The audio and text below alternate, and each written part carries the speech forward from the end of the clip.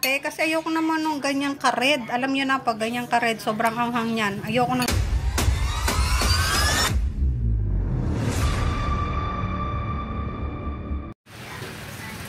Hello mga ka-churis! Grabe, natakam ako sa mangga. Galing akong palengke at nakita ko tong mangga. Kaya naman bumili ako 2 piraso, 88 pesos. Ang mahal. Kasi hindi pa naman siya season. Pero pag nag-season na to ay 60 pesos or 40 pesos umabot ng mangga dito sa amin. Balatan ko na. Meron din akong singkamas dito mga kacharis. Alam nyo ba kung magkano to? 23 pesos. Isang piraso. Napakaliit. Hindi nagkasya mga kacharis. Kailangan nating alug-alugin yan. Kaya ililipat natin dito. Pa-cubes nga pala yung aking paghiwa. Lipat natin.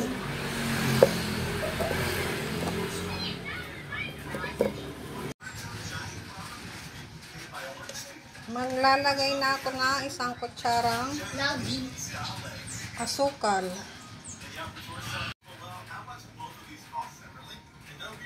Asin.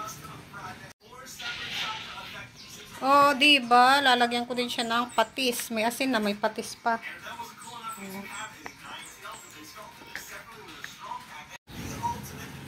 Maglalagay tayo ng chili flakes ayun doon. Pakita mo yung ating gamit ng chicken flakes. Chicken flakes po. Chili flakes. Sorry naman guys. Gutom na talaga ako. Ayoko nga ulitin. Ayan o, yung gamit namin chili flakes. Hindi pala chicken flakes.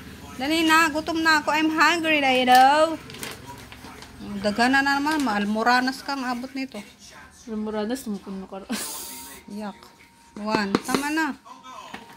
Ha? Yan, okay na na. Ito. Low budget. Ito yung napapanood ko sa sa Thai. Kaso nga lang low budget. Kaya 2 ano lang. Shake na natin. Meron na. Meron pang patis. Oh. Di ba kakanood ko sa mga Thai foods? Ito yung ano. Hindi na Korea. Pero sa susunod mga kacharis, kukumpletuhin ko talaga yung fruits. Natatakam talaga ako sa mga ano ganun. Tapos yung may chili flakes. Ayan na mga kacharis yung kay ate. Kasi ayoko naman nung ganyang ka-red. Alam nyo na, pag ganyang ka-red, sobrang anghang yan. Ayoko ng ganyan.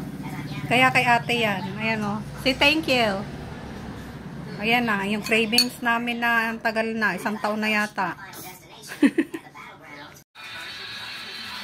Mga kacharis, ito naman yung sa akin. Hindi ko na binugasan yung garapon. Kasi same lang din naman yung process na gagawin ko. Magkaiba lang yung pagtimpla mga kacharis. Kasi si ate, masyado siyang ano, maanghang maglagay.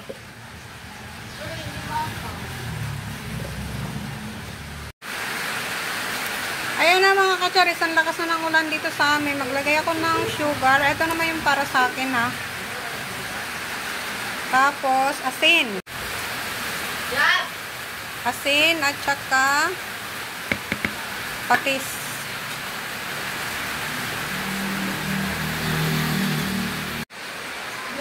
Ito yung pang pinaling lalagay natin. Isa't kalahati lang.